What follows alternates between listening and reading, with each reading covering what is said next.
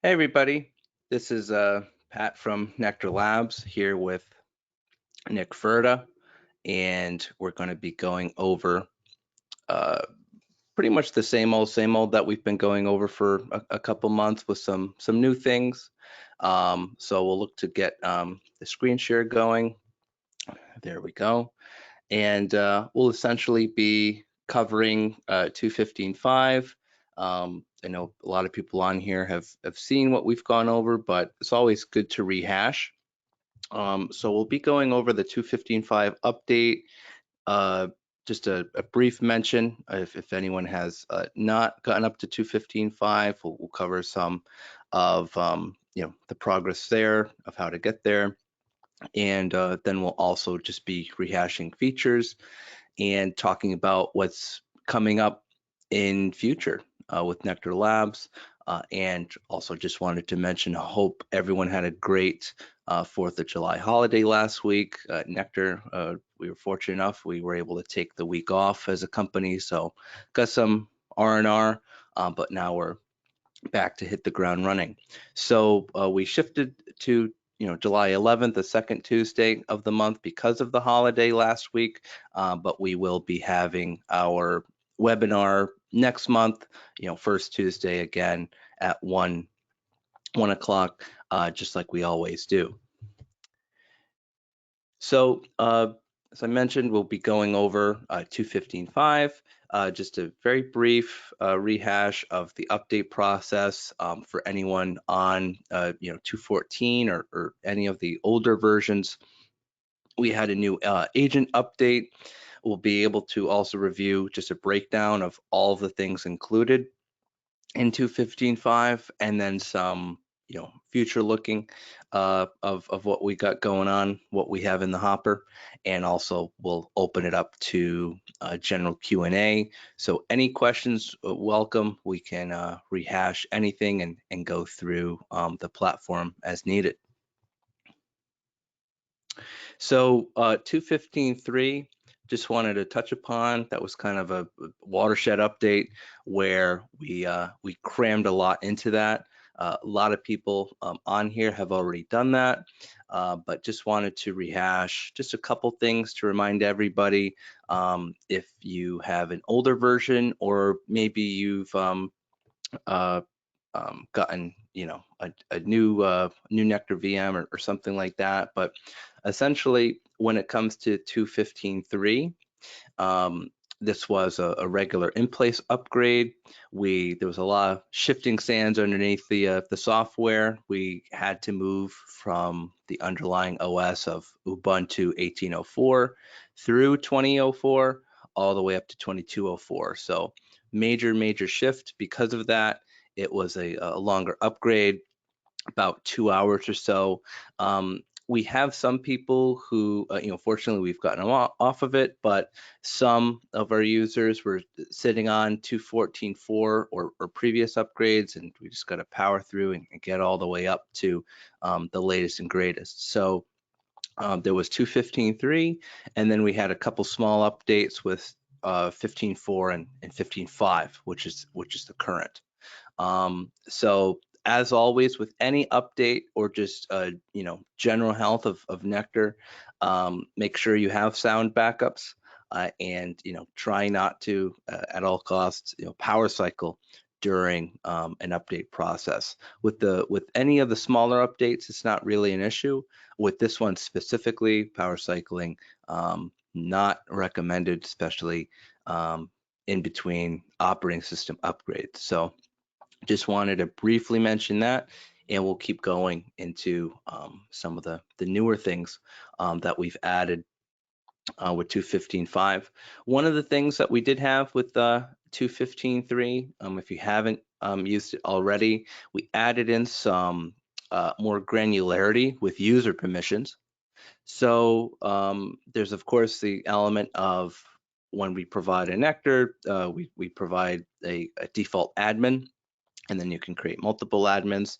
And there wasn't really a whole lot of differentiation between, you know, admin and a standard user. So we wrote in a lot of, you know, read-write capability access to the tools, and then also read-only access to certain tools, such as the compliance tool, you know, building out an SSP, this read-only access for that supported now. So if you don't want to give the keys to someone, or you have an outside consultant or advisor, you can provide read-only access to the compliance tool to that, you know, to that user, which is nice. So that was one of the overhauls that we had. In between now and in the last couple months, we did have an agent update to the you know, the Windows agent that is deployed out. It's referred to as the agent manager agent, because of course that agent is actually managing, you know, multiple agents underneath to pull the different types of information, metrics, Windows logs, file auditing, things like that. So the agent manager agent was on 2.15.5. It is now on 2.15.0. So you can download the agent from the docs.NeQterLabs.com website. You can access the docs directly through your NeQter. It has been brought to our attention that there is, of course, an agent download link on NeQter. However, that link needs to be updated to the new folder. So we will get on that. Really, this agent, if you're on Windows 10, you don't really need to update. You're pretty good to go with it. But if you have Windows 11, you will need to perform that agent update. You'll also need to perform that agent update if you want to have a Veeam backup and restore support, a log support, which is something that we also added in a 2.15.5. So 2.15.5, there was a couple things that we adjusted. First and foremost, we added back in the health metrics dashboard and RAM adjustment. So on your NeQter, on this home page here, now you know, these are accurately reflecting the different underlying. If you have, of course, you know, the VM or the hardware, it's going to tell you what is being utilized. We had the RAM point to a different metric before, so it was appearing to be higher than it was, but that was an allocation measurement. We changed it to actual utilization, so now it is better reflective of the underlying resource use of your RAM. And then we, of course, reintroduced the health dashboard, which had been temporarily removed with that large 2.15.3 update. So now you can, again, visit this dashboard so you can see over time how your NeQter is doing from a health standpoint. So that is one thing that we added and adjusted. We also refreshed the homepage a bit by adding a vulnerability summary information and a network monitor status chart. So now you can see we have the monitor status over here, and we also have the vulnerabilities. So within the last 7 days, if you ran a scan, that information is going to be populated on your homepage now. So one additional thing that we are going to be adding to this home screen is actually a kind of a status report from the compliance tool. So you will be able to see basically, you know, recent changes, but then also a summary of your SSP from the compliance tool listed out here for, you know, quick and easy access, much like the other indicators that we have on this homepage. So those are some enhancements there with 2.15.5. Additionally, we added the ability for a couple things with the vulnerability scanner and the data that we get from it. So all of the vulnerability scanner data is the same when it comes to accessing the vulnerability scanner tab directly. But one of the things that we did was we increased the types of information that we can pull out of the scanner and visualize elsewhere in the tool. So we're able to see events pulled from the vulnerability scanner with increased detail. Um, the vulnerability section of the host tool now has the ability to show detected vulnerabilities as a list. And the charts have been improved. And we also took the vulnerability scanner at large and uh, embedded it directly into the host tab. So rather than having to leave the hosts area or even other areas of the tool to access the vulnerability scanner, all you need to do now is go into hosts, go into vulnerabilities, and when you click on this vulnerability scanner, instead of it redirecting you to the tab, it's just going to take the vulnerability scanner and embed it right here. So easy reference, easy access for the scanner here. And then in terms of the data that we have with the hosts and in the vulnerabilities area, now you can list out vulnerabilities and view them directly in here. You can also, upon expanding, see which hosts that vulnerability is affecting. And when you click on the host, it will kick out that host flyout. So if you have agents on Windows systems and those Windows systems have vulnerabilities, it's going to list out, everything here or anything in your inventory. So an inventoried asset, we click on it, it kicks out that asset in the flyout, and then we can see the vulnerabilities and also the hardware and the insight and those types of metrics for the different hosts. So we're trying to take the host tab and make it more of a one-stop shop, single pane of glass for multiple data types to coexist in here, and you can switch between different types of data as you need. And of course, with every other tab in the hosts area, you can download the information that you're looking at in in an export. So that's really what we added with for that vulnerability scanner enhancement in that area there. Additionally, we added in Veeam support, and let me just here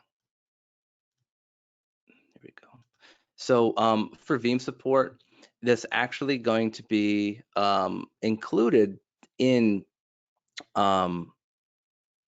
directly in the agents area for configuration, because Veeam writes all of its logs to the Windows event log application area. So if you have a Veeam server locally that's running backups and replication, you are able to go into defaults under the group and select Veeam monitoring as a default of event ID config, hit apply, hit save, and then we're going to be able to pull those Veeam logs in, and it will populate on a dedicated Veeam dashboard in the dashboard area of the tool. So that is an enhancement, a product that we added support for. Additionally, we added in support for Cisco Meraki Cloud. So this is specifically the Cisco Meraki Dashboard API. So we did, of course, have syslog support for Cisco Meraki devices on-prem, but of course, if you are orchestrating access points and other Meraki products within Meraki Cloud, you are now able to access the Dashboard API, pull those logs in, and have a dedicated Cisco Meraki Cloud dashboard in NeQter as well. So 2 integrations were added on this particular update 2.15.5. Additionally, one of the things that we added, because we have gotten requests for more of an enclave support, offline updating. So that is something that we tied in to 2.15.5, a offline updater. So this is going to be under settings under updates. And as you can see here, there's an offline updating icon where it's going to prompt you to upload and install that update file. So if you would like to have your NeQter have offline update support, first and foremost, this is only moving forward because we built in the ability in 2.15.5. So 2.15.5 moving forward, we will have support for this. So as we come out with 2.15.6, we will have an update, a package file. So if you would like access to that, you'll need to reach out to support and request that. And we can send it over. If you attempt to say we come out with 2.15.7, I don't know if we are, but say we have a 2.15.7 and you try to install that before installing 2.15.6, it will prompt you and let you know that it needs to be a sequential update, and will tell you the number of the update that you need to install. The updates are encrypted. Right now, there is no vulnerability feed support at this time. We will look to support that later so that you can get vulnerability feed updates to the signatures, so that you can have the vulnerability scanner updated, kept up to date with the offline updater. But as of right now, this is supporting NeQter feature updates only moving forward. Wanted to mention new hardware. I know this is something we've been harping on quite a bit the past few webinars, but we do have new hardware. This is becoming more and more prevalent, especially for customers that are approaching kind of the 5-year mark of their hardware being deployed. The previous hardware that we had was super micro. It only supported 3-year warranties. And we do have quite a few clients who are in the 4-year mark. Everything's running fine. Even in the 5-year mark, things are running fine. But around 5 years, or especially longer, we're starting to see drive failures. We're starting to see, component failures. And it's not really something that we can support with our regular support team, just because it's so far removed, the hardware is so far removed from where the software is now. So we're going to be looking to have a campaign to reach out to anyone who is approaching 5+ years and look to rotate over to the new ASUS hardware. ASUS is the new manufacturer that we're using, and it has allowed us a lot of flexibility in terms of robust hardware, really powerful, but then also with some nice enterprise features such as hot swappable drives, expansion bays, which we have had some newer clients take advantage of and get fiber cards in there, or more robust Ethernet cards. Or even being able to increase storage capacity, things like that. And it also has dual power supply support. So the new hardware has a base 3-year warranty. It can flex up to by 2 years to be supported for 5 years with our distributor. And it also does have some nice add-ons, such as like a keep your drives policy. So if you needed to send the hardware back, you want to keep your drives, there is a SKU for that. We can add that feature so that if you need to send it back, you want to keep your data, you don't have to worry about that. You can keep those drives and get new ones after the RMA process. So just something wanted to highlight, that new hardware that we have. And if you're starting to experience performance issues, or especially if there's indications from your drives that they might start to fail, we definitely need to get you up to the latest and greatest hardware. So please reach out, but we will look to be proactive, and Nick, who's on the call, will be facilitating that. So that's everything that I've covered in previous webinars. Just kind of wanted to rehash that. What's in progress? We got a couple things coming down the line. Um, as of right now, we're currently working on taking the compliance guide, and this has been a request, so we're building it in. We've wanted to do it for a while. We're taking the compliance guide, and we're going to have a tie-in directly to the compliance tool, so that upon making a new system security plan, um, or I'll need to see if we're adding in the ability to edit a current, but definitely with a new system security plan, you'll be able to be prompted and asked, would you like to include NeQter's statements from its compliance guide, the one that is located on our doc site here, basically taking the entries and appending them into the system security plan answers. So that's something that we're working on and we're going to be adding in. So it will basically, flag everything if it's implemented, partially implemented, or not implemented from the compliance guide, listing it out in here.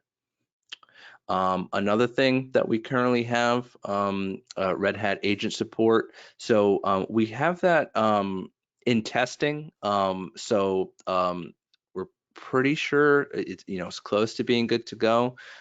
So I think last session there were some people requesting ability to test. If anyone has Red Hat now and would like to gain access to an early version of the agent to test to make sure we're successfully pulling all those Red Hat logs in, please reach out. You can do so here or send in a support ticket or reach out to Nick directly to ask for that.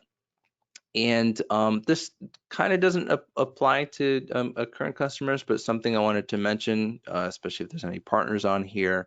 We're developing a new ISO image that we provide. So currently, when we provide the like a VM image or even installing on hardware, it's an older version, so we have to update to the newest, which can take some time. This new ISO will be up on 215.5 essentially. So it will be already latest and greatest, and we will be able to save time in that new license procurement process.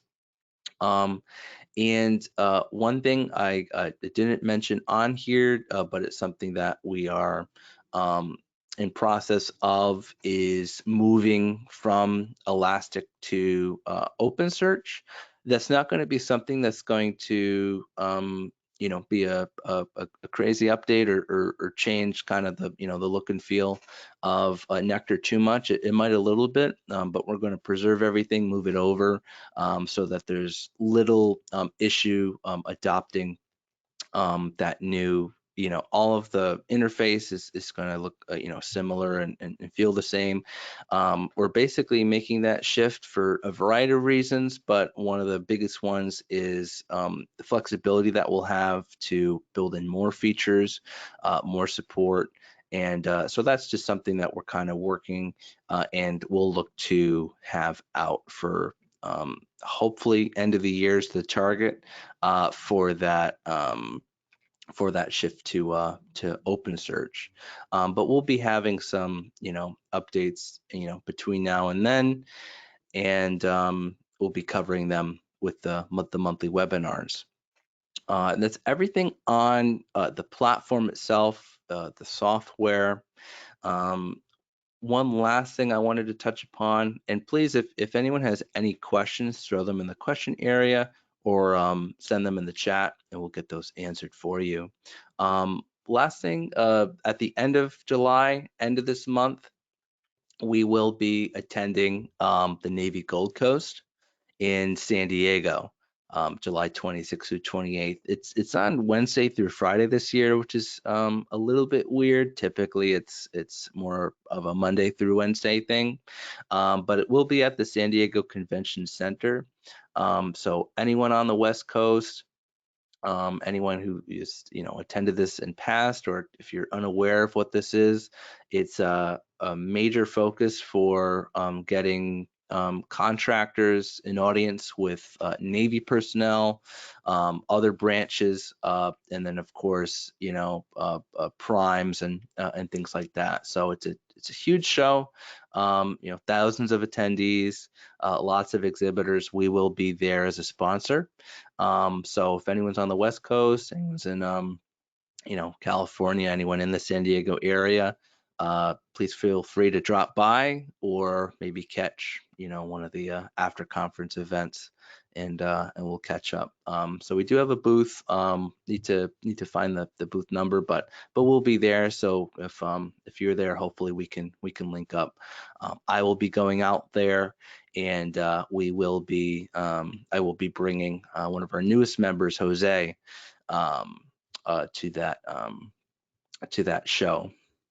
And I think that was mentioned in the newsletter, which went out yesterday. So we do have a quarterly newsletter. If anyone hasn't gotten signed up for that, please drop your name in the chat and we'll get you signed up. And then if you'd like to distribute this webinar to anybody, please feel free to invite them. So that's everything. Not too much new. But we're on the same update, but we have gotten questions in between, so wanted to kind of iron those out. But any questions from anyone in attendance? I know a lot of people are getting caught up back on work after the holiday, so definitely understand. But Nick, do you see any questions or anything that you think we should cover before we look to wrap up today's webinar? Believe it or not, Pat, I don't see any questions. Oh, well, never mind. Thanks, John. One just came in. So John is noting that for his vulnerability scan that he ran over this past weekend, the report shows 5 incidents in the high category, but when organized in the inventory vulnerability tab, there are 351 categorized as high. Can you please explain that?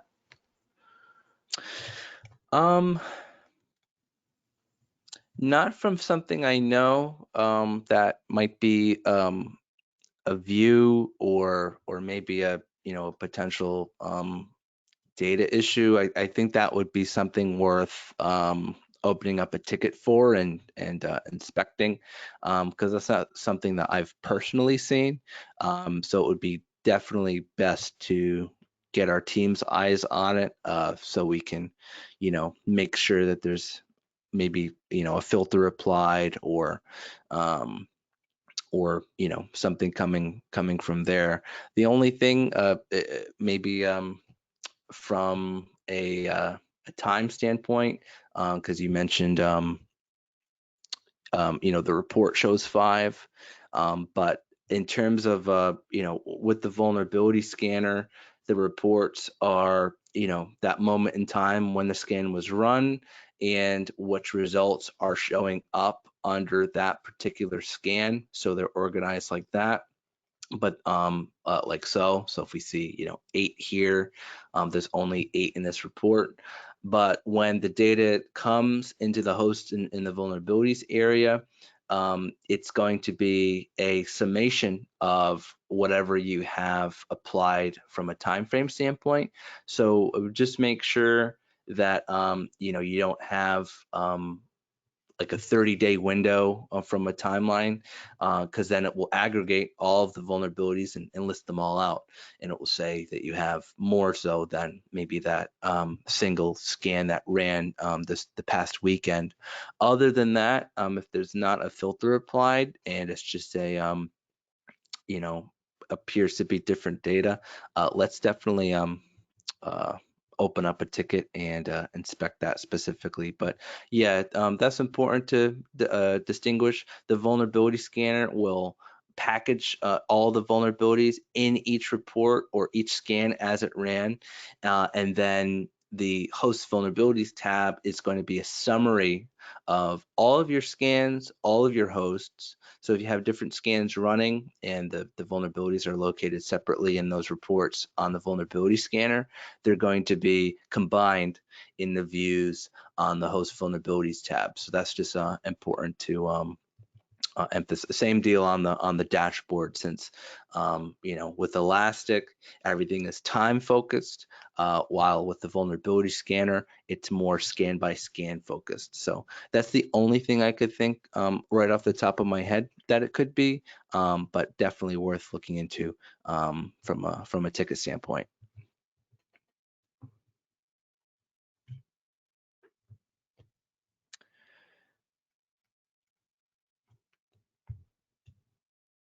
Yeah, that's all the questions I have received so far.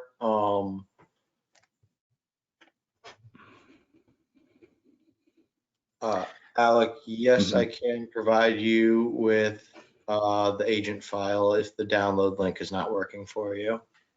Yeah, so Alec, what you just referenced, I alluded to at the top of the call. So yeah, so on this little life preserver here, this download agents, unfortunately right now it kicks to the wrong area, and the link is broken.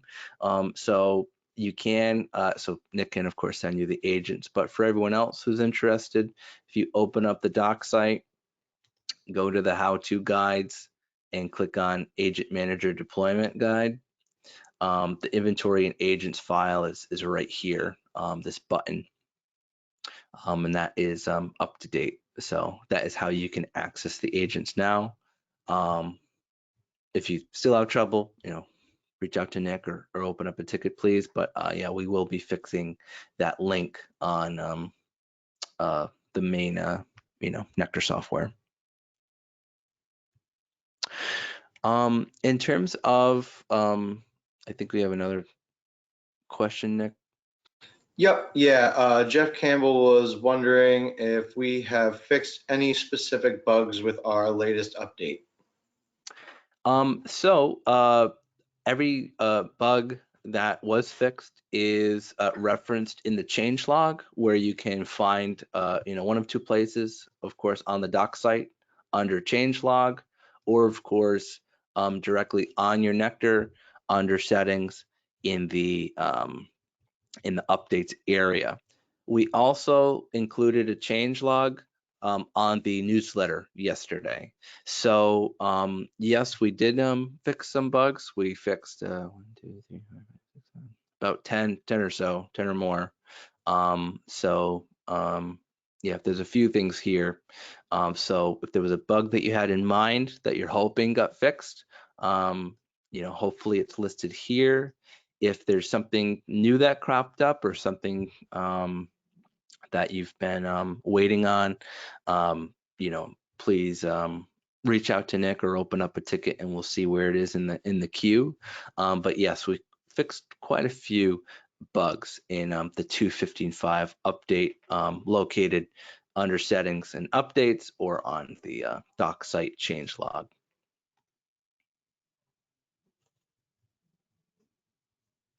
We're always squashing bugs, Jeff, with our dev team.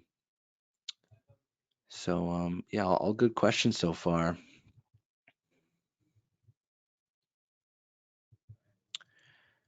We'll let everyone have a chance to finish typing, but see if there's any other questions or comments, and if not, we'll look to sign off for this month.